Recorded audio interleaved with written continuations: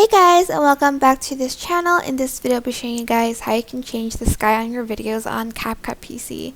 So select your video and add in like the sky that you want to change, and make sure the video is like this, by the way. Make sure the sky is as plain as it can be and make sure it's like flat so it's just easier. But I'm just going to select the video, go to basic and choose darken. Now you can just leave it like that, but I'm going to actually choose a different kind of effect, maybe that linear burn one.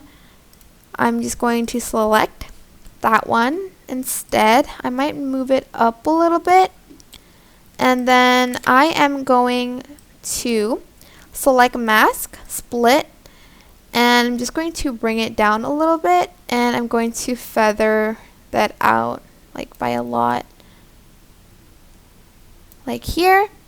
And then I'm going to copy and paste the video on top of the sky. Then I'm going to select cutout, auto cutout, and that's it. I hope this tutorial was helpful for you guys.